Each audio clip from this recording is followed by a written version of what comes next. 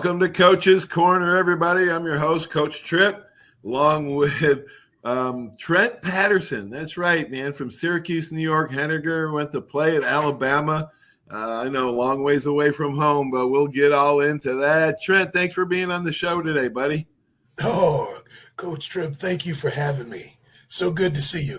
Man, you too. Gosh, man, I don't even know where to start, but I guess we better start at the beginning. Talk about growing up and your sister and your mom and dad. Houston Patterson's barbecue sauce is famous there at Syracuse. I think he won the wing ding contest so much that they barred him from the contest. That is correct. Is correct. Yeah, talk about mom and dad and growing up in Syracuse. Absolutely. Well, my dad, Houston Patterson. Mother is Carrie Patterson. Fortunately, I lost my dad back in 2022. Okay. But a phenomenal man, brilliant mind, entrepreneur, had a lot of things cooking, so to speak, along with his barbecue, well known for that. But yeah, he instilled a lot of great things in me. One, just determination and the will to compete. As you mentioned, he won that wing ding contest quite a few times, so and you're right, they did bar him from the competition. Oh my gosh. So you go to Henniger. Did you play a lot of sports? I know you were heavy, and we'll talk about you being on The Big Loser, that TV show. We'll talk about that later, but have you always been heavy, and how did you transform your body? Because I know when I was at Liverpool a little bit before you, and Bill Pendock was the same way, a freshman, sophomore, and George O'Leary got him in the weight room and transformed him into a Division I and pro player. Talk about your transformation in high school.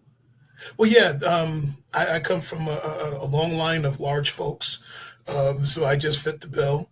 But I was always very athletic. I couldn't play organized football at a young age because I didn't meet the weight limit, but I was always active. I was always honing my skills. I studied martial arts. My dad taught me how to box at a very young age. So I was always good with my hands, always good with my feet, and I was very athletic, so I just worked and had goals of doing something a little bit bigger. And, got in my mind that I was going to, work to compete, to earn a scholarship and to be relevant in our area. Back during our time, there were a lot of big time athletes, so and we were all kind of jockeying for ink in the paper, back then. They did a really good job in just highlighting, the talent in our area. And I always wanted a little bit of that, so that encouraged me to work hard and to strive for something great. Talk about your Henniger years at Henniger City School in Syracuse. I guess what was your last year? 86 was your last 86, year? 86? Yeah. Talk about your high school teammates and your coach and how you guys did, and then we'll get into the recruiting process. Yeah, I give you a funny story. I'm a longtime Pittsburgh Steelers fan. And I grew up in the Salt Springs area, up close to the Lineman College. So technically I should have gone to Nottingham, but because Henniger wore the black and gold, after elementary, I went over to Eastwood, which was a feeder school, and to Henniger. So it gave me an opportunity to wear the black and gold.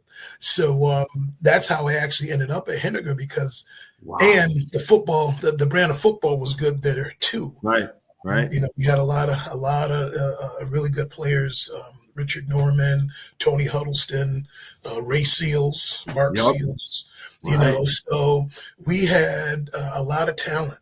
So I wanted to go and be a part of that too, along with being able to wear the black and gold. So, well, after high school, I guess you were just short on the SATs. But you didn't let it derail your dreams. You Right. actually, if I'm not mistaken, I think Joe Riccardi said you went to Tennessee prep school. Yes. Talk about that journey, Trent. Yeah, that was interesting because that year was the first year of Prop 48. And there was, I believe, seven of us, one, two, no, five of us from Alabama that got caught in that. Wow. So we were given the opportunity to either enroll and lose a year of eligibility or Mhm. go to TMI, Tennessee Military Institute in Sweetwater, Tennessee, and use that as an opportunity to pass the test. Mhm. So I went there. Robert Stewart went there. That's where we connected, and there were five other guys from other schools. There was two guys from NC State who Mhm. were football guys, Darren Napier, and then my cousin Keith Johnson and Randy Baldwin, who had signed with Georgia Tech but later transferred to Ole Miss. Jim Earl Thomas, who was an Ole Miss guy, and Mhm. then Reggie Barlow, who was a Georgia guy at the time, but he ended up transferring to the other school in Alabama. But we were all there and got a chance to continue to prepare for the exam, Right. along with getting an opportunity to play. We would play JV teams like Tennessee's JV. We went Right. over and played. I think Bam, it's Bama, even Bama had a JV team then, I think, or I mean, because I played on the right. JV team my first year. Yeah, so that gave us an opportunity to get a taste of the college life, Right. along with being able to continue to study for the test to pass it, and then get all of our academic or eligibility playing years. Mhm. So fortunately, with God blessings, we went ahead and both Robert and I passed the test and entered in the spring of '87. Okay, this is where I want to pick it up because this is such an amazing story. Joe Riccardi, I want to go over Rico again because without Joe Riccardi, none of us would have the life that we have and we wouldn't be sitting here today. Joe True. Riccardi, who went to Bama in 1968, was a tough son of a gun. Coach Brian and Coach Donahue loved him, but he had a messed up knee really bad. I mean, one of the worst knees I've ever seen. So he couldn't ever, stay in the game forever. But he was a beast on the field.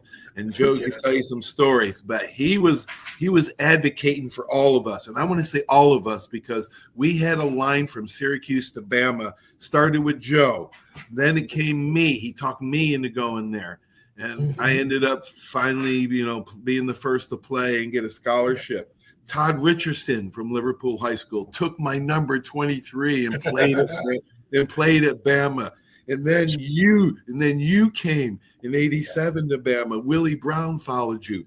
Without that's Joe right. without Joe Riccardi making a phone call late at night, Trent. I know he told you this Mhm. story, but he called down to Bama and Jimmy Fuller, Coach Fuller, Yes. Coach. famous coach. He was there when I was there. He was the only coach left from Ray Perkins's staff on the Bill Curry's, and he was at the facility. There was no cell phones back then. He was at the facility late at night, the only coach there, and he picked up the phone, and they gave you an opportunity, man. That's right. Wow. That's right. Talk about fate. And then you go to Bama. I mean, I know how it is. I didn't even know where it was on the map, Trent. I got off the plane. I thought it was 8 miles from the sun for crying out loud. It was hotter than hell that summer in Oh my goodness. 1980. Oh, 1980, it was a blistery summer.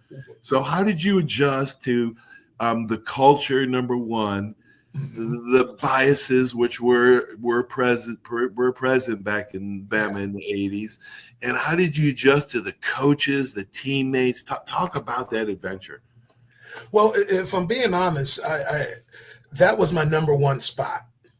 From a little guy, right? I was always a fan of Coach Bryant. I Oh, always wanted to play for the coach with the hat. That's how I identified oh him. my gosh, Yeah, really? yeah. And I was a fan of Coach Perkins when he was the head coach at the Giants. So that was another connection. I was a fan of Joe Namath when he played for the Jets growing up. I'm a real student of the game, so I understand the football history, NFL and college. So I was a fan of Broadway Joe when he played for the Jets, and then my mother's from Tuskegee. So I've always had a little bit of connection. Tuskegee. Oh, yes, my mother's from Tuskegee. Absolutely. Wow. Yeah, my dad's from Live Oak. Was from Live Oak. You had family. Oh, so you had family down there. Yes, absolutely. So going in, I knew it was going to be amazingly hot, and I knew it was going to be tough. But it was all the things that I thought it would be. So I mean, obviously the heat affected me. I was one of 7 guys that would have that IV table set up for us after the summer camps. That was one of the 7. But after a while, I got acclimated to it. And I wasn't going to let the heat beat me. Right. So as you get down there and you get acclimated, and you understand, how to do your work in it, right. That you don't fear it. There's things that you can do from the standpoint of hydration and nutrition, right. So we got a chance to understand that. So I began to adjust and adapt to it. So. Yeah, I did too. I remember to this day, the heat doesn't bother me. If I go out and work out, or I go out and, do some work around the yard or go for a bike ride or something, man, the heat doesn't bother me. It's just hot air. That's all. That's it. But man, there wasn't much, back then there just weren't many guys from Syracuse. Or even anywhere near that area. And I attached to, my first roommates, Preston Gothard, who was a Pittsburgh Steeler, by the way. Yes, that's right. Oh my gosh, you got to check out that show with Preston. He's funnier than hell. But he kept me, my spirits up with his humor, and because it was a long road to hoe. You got a scholarship right away. It took me 2.5 years before I ever pulled on the jersey for the first time. But you got to start early in your career, man. Yes. You started for 3 years, but I think you got to start your freshman year against Tennessee.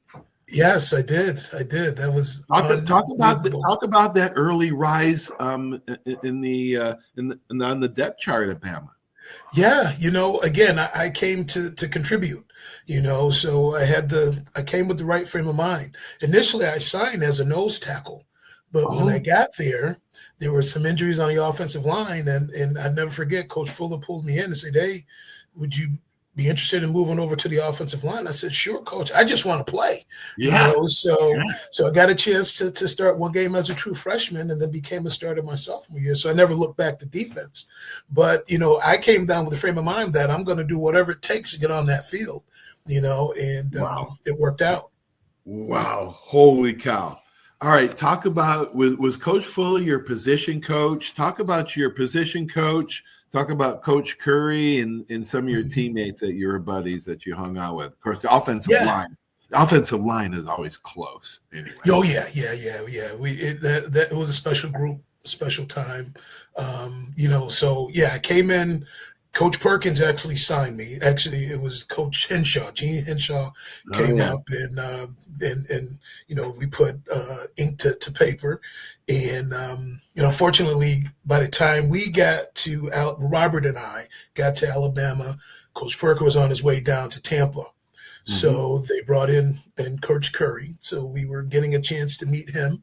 But the group that I came in with was Roger Schultz and Terrell Chapman, Vince Strickland was in that class, Chris Robinette.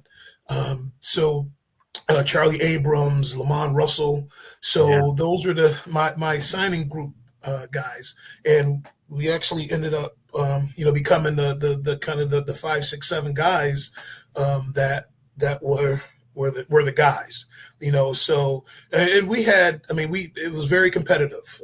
We had some guys that were moving around a little bit from offense to defense, but we became a really, really solid group.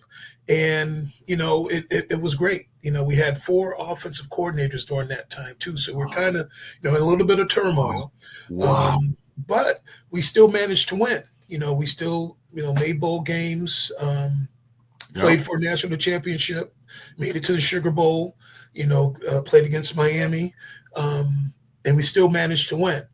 So it was an interesting time, with when Coach Carey came in, because we had to get to know him and he had to get to know us. Right. But again, Coach Fuller was always that staple, because Right. like you said, he was a holdover from Coach Perkins. Yeah. So we all really gravitated towards him. Plus he was an Alabama guy too. He also played.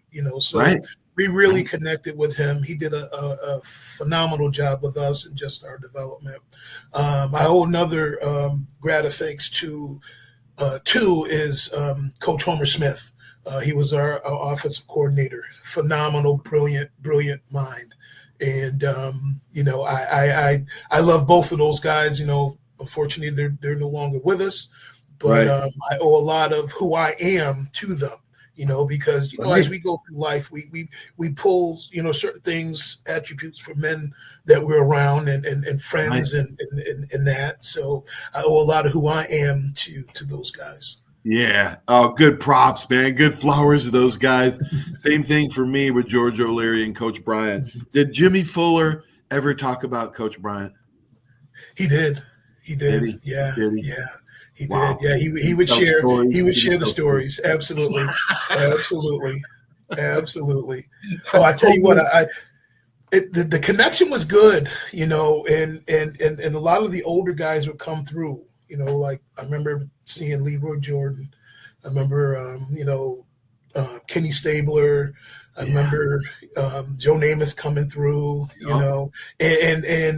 and when those older guys would come around and I would watch Coach Fuller and just, the connection with those guys, right? I remember watching Coach Fuller when he looked and saw Leroy Jordan, I thought those guys were going to go at it, just how intense it was just for a hot second, but it was just that love, that they had for each other. Wow. And that was part of when I knew that I was in the right spot, because I knew that no matter what, I'm always connected to these Bama guys, these Bama brothers, and it doesn't matter what era, because we're all family. So we're all Bama brothers, man. We're Yes. all Bama brothers from Absolutely. another mother, man.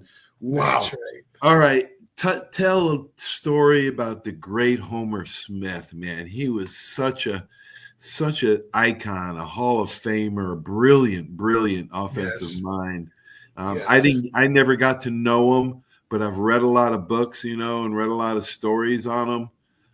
But he was just a brilliant offensive mind. Brilliant.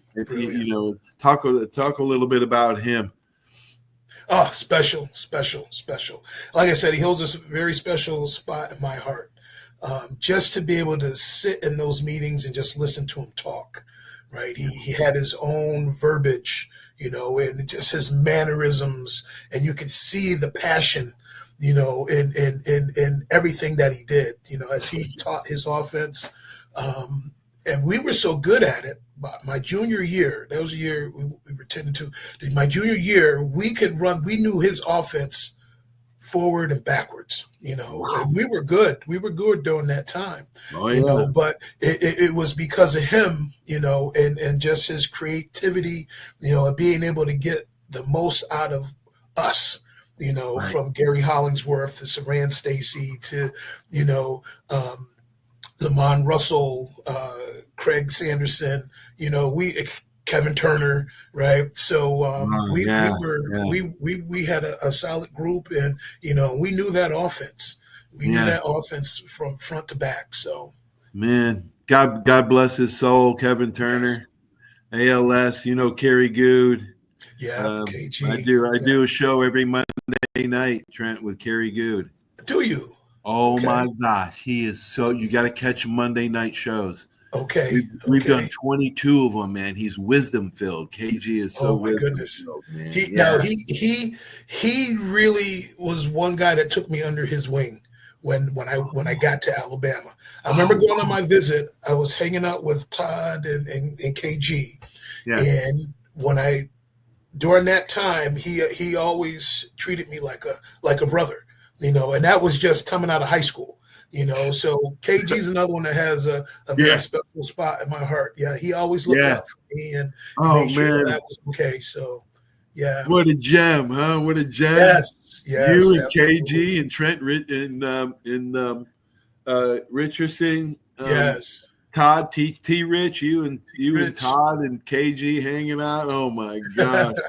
that is so cool. What's some of your biggest I know, it's been so long, but I remember moments, Bama games and games, certain games. I don't remember every player, all the games. But what are some of the great moments and memories you got of playing for Bama? Oh my goodness, there's so many. Just from the playing to the training. I know. There's one game I believe it was my sophomore year. We lost to Ole Miss. It was on homecoming. And that was probably one of the most embarrassing things we had to endure. So we were all excited, because we knew that following year we were going to get after these guys. So we were playing them over there. And they got out early on us. And I think it was maybe a kick return or a botched might have been a fumble that they scored on. So anyway, they ended up going up 21-0, So we were like, oh man, this can't be happening to us again, So we settled down and we ended up beating them 63, I think 63, 21 or 24. But that game was just phenomenal, right?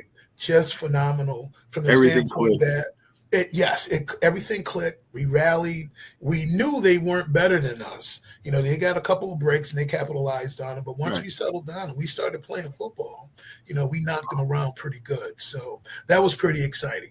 But yeah, it's hard. It's hard when you get transition because I was there for the Coach Bryant, Ray Perkins transition. Right. You were there for Coach Bryant or Coach Perkins Curry transition. Right. Sometimes the fans, the Alabama fans, are so rabid and so passionate that they don't understand. Like when Coach Bryant stepped down, he knew. He told Coach Mel Moore, and in Mel Moore's book Crimson Heart, he talks about that the Alabama fans wouldn't understand why there's going to be a little bit of dip in production. And he was right. And now the same thing's happening. Trent, we were blessed, to have the two greatest coaches at Bama that ever lived. And I was really blessed to play for one of them. But, what are the odds of that happening at the same school? That we're not going to have three. It's just not. It's impossible. It's not going to happen. So people have to understand. Be patient with him. He's a good coach, but he's not going to win. He's not going to win 5-6 national titles. Right. That's right.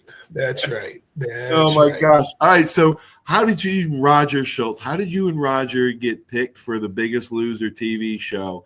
And what life lesson did that help it carry for millions of people, but help for you in your future? Well, it was funny because I never followed the show. No, this was kind of this was Roger's thing. It wasn't kind of Roger's idea. So this was back in 2007. My wife had just had our first son, Lincoln. And he was born in on June 20th, 2007. So Roger called me shortly after his birth. And I didn't think anything of it because I'd gotten a lot of calls from guys who knew that we were expecting. And I was thinking he was just calling to, say congratulations and all of that. So, which he did. He called to say congratulations, but he also had this other idea and wanted to see if I would be interested. So he was telling me about this show called The Biggest Loser. And he said that he had auditioned for it a couple of times before, didn't make the cut. He said they're having a special edition. This was for season 5. And he said that they're doing teammates. You're going on as a couple, parent, mother, daughter, father, son type thing, or teammates, So he said that I want to see if you would audition with me. And I was like, oh, okay, let me check some things out. And more importantly, let me, get the blessings from my wife, because if anything were to, to happen, she would have to, sign off on it. So fortunate for me during that time, there was, they were getting ready to air season 4. So they were showing, season 1, 2, 3, leading up to season 4. So I got a chance to kind of watch and get the premise of the show. So I was like, this is interesting. They're going to take these people away and they're going to work out and train and, lose some weight. I was like, okay, this would be pretty cool. So I asked my wife, I said, hey, would you be okay if I went and auditioned? Now, this was nothing I ever thought would, become anything, So she said, yeah, go ahead. So the auditions were down in New York City. So I called Raj back and I said, hey, what do I need to do? I'm good to go. I'll come meet you wherever I need to go.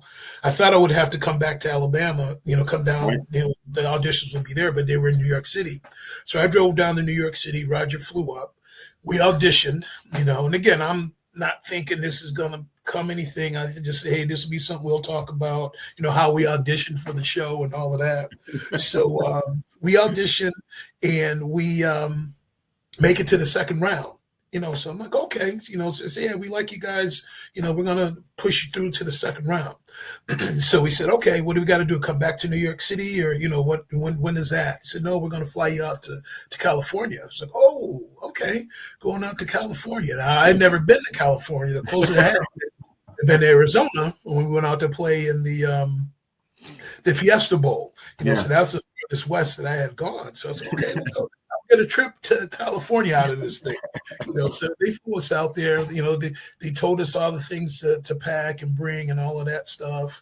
And again, not thinking we were gonna make the final cut, but we were out there for like 2 weeks. So just kind of going through the paces, right? Meeting the execs and the folks from the show, and interviewing and doing all that stuff. So they called us it was on a Sunday night. They called us in, all of the folks that they picked. Now, mind you, they were moving us around and they were shuttling us in these white vans, so you would see just certain people at certain times, but you knew that there were a lot of folks involved, but they had us kind of pegged off. So in groups, just in small groups. Right. So you would see certain people a few days and the next day you wouldn't see them, so then you will see, you might travel 1 or 2 or 3 other folks. Now we couldn't talk to each other either during that time. Then we say, oh, maybe they got sent home or maybe, so we ended up getting to that Sunday night and there were 20 folks that they had called into this meeting room, and folks that we had seen over that 2-week period and some that we hadn't. And they said, you guys are going to be the cast, for season 5, so we got excited. And, we're hooping, hollering, so they're talking to us a little bit more about the show. So you guys got to pack your bags, have your bags packed by 4 a.m. outside your room, and then be on the buses by 4:30. So we got on the bus and it was filming from day one, right? Everything was a blur from that point, right? Wow. So it was just phenomenal experience, just being on that side of it.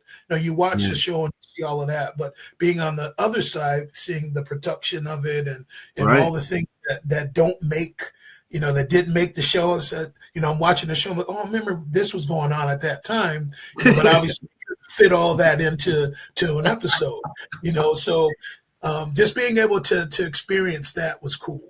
How long did it take, and did you guys win it? I can't remember. Well, Roger was really, really close. Yeah, Roger's really close. I was on for 8 weeks. Ended up getting voted off. I had also suffered a knee injury too, so I tore my meniscus. So Oh, that was did you? causing me a lot of pain. Yeah, Oh my but God. but Roger went right down to the wire. Yeah, he went right down to the wire with Wow. it. So Wow. it That was, what an experience, man. That's yeah, yeah. awesome. And it was cool because it gave us an opportunity to kind of rekindle our relationship too. Going through something Right. like that.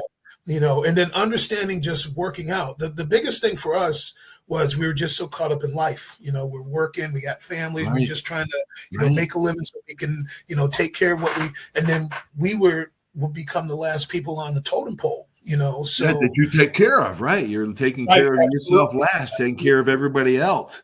yes, You lost 130 pounds, something like that? yes, yeah. Actually, Wow.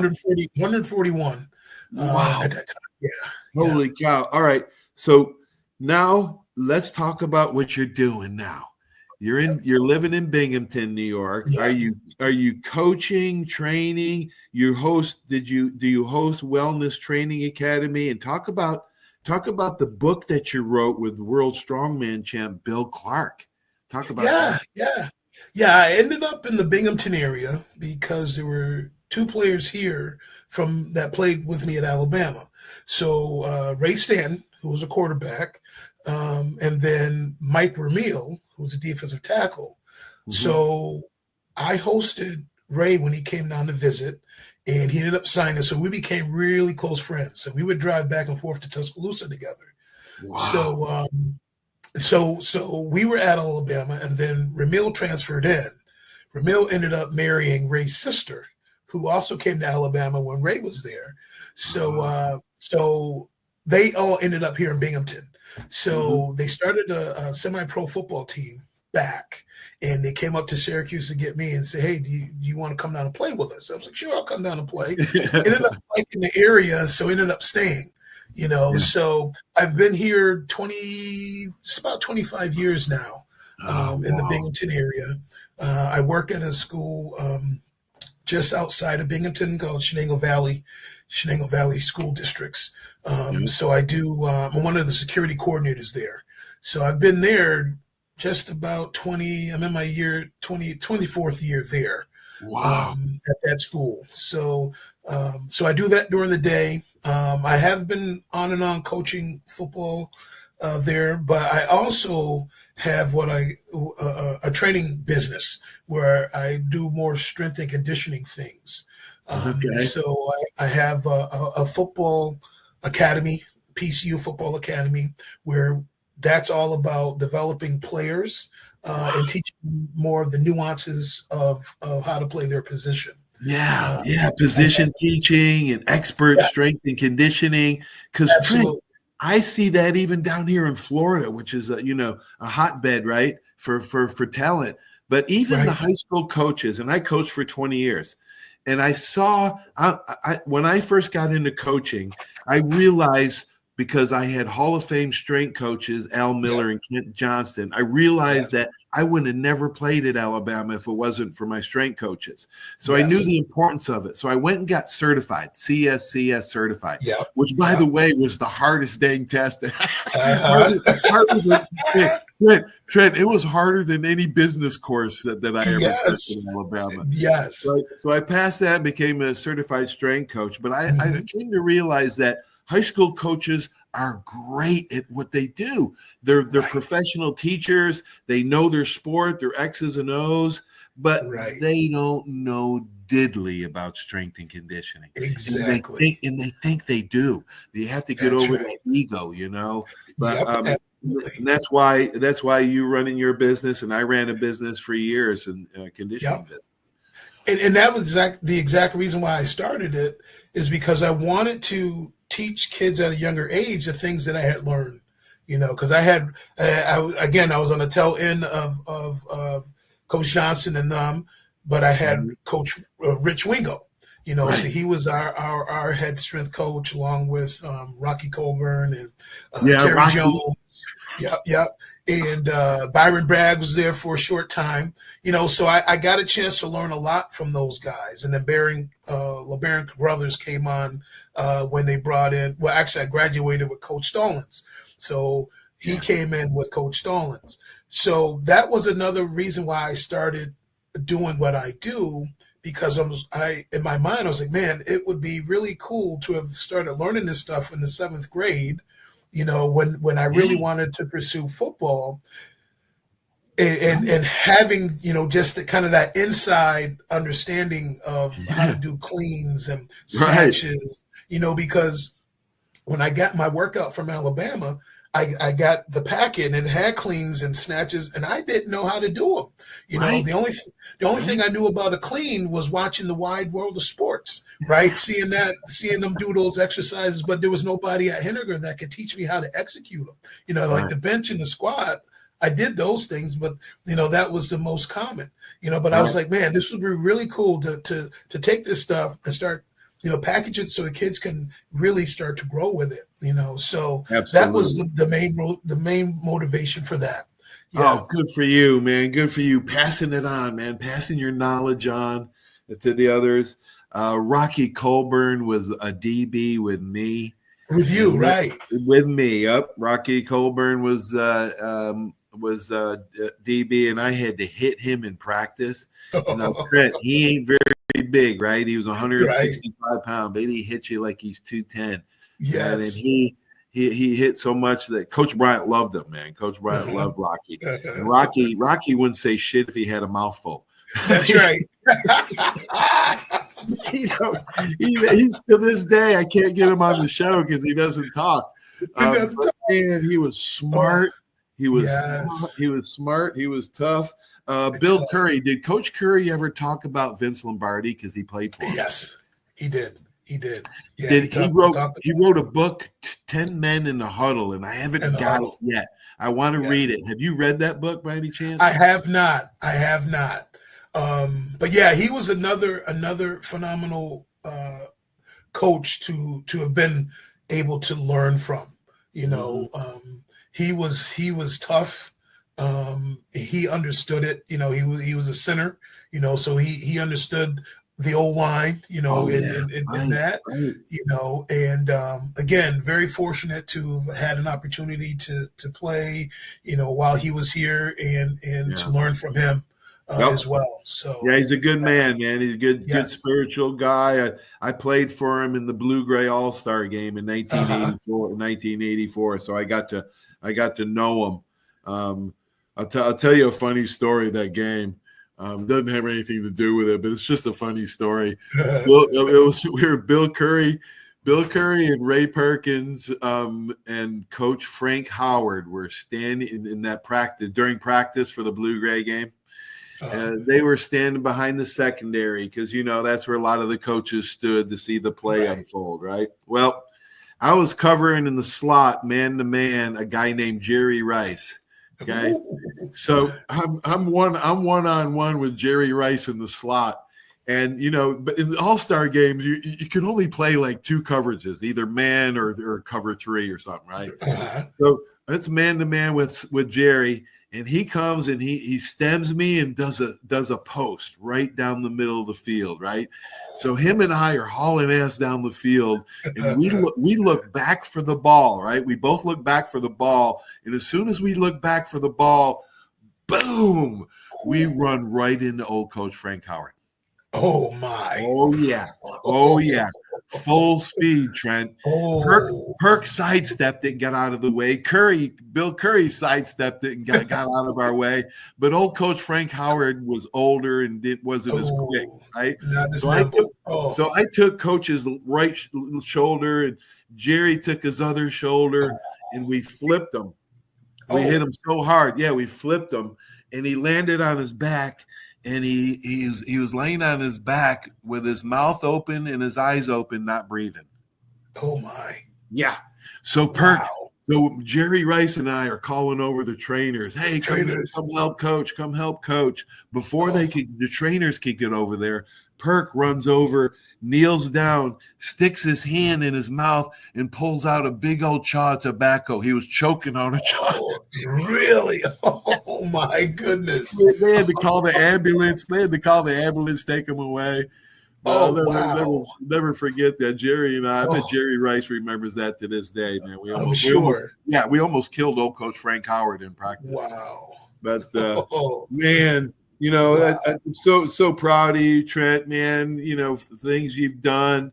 God, how many do you have? One boy, or do you have other children? Two sons. I have two sons. Yeah. Lincoln and Mackenzie.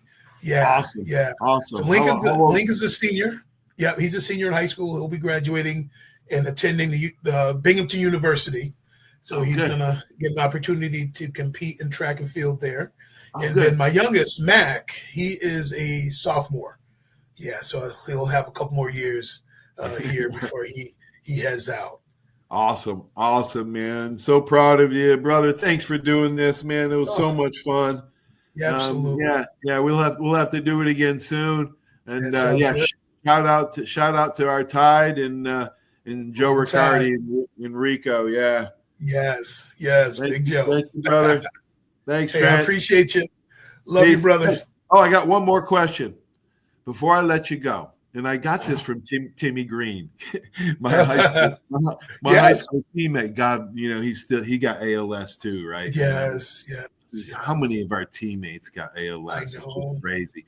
But It Timmy on his podcast, his son Troy moderates it, does a good job. Oh, wow. But he always asks his guests, who would be a good guest to have on the show? So I'm going to ask you, Trent, who should I get on the show?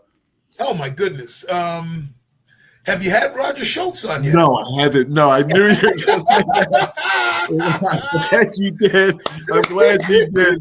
Because that boy can talk, and he'd be great to have on the show. Oh, he'll be phenomenal. Send me his number. Yes. Thank you, brother. Yes, you got it. Love you, man. Love you too. Mother. Take care. Yes, buddy. Sir. Take care.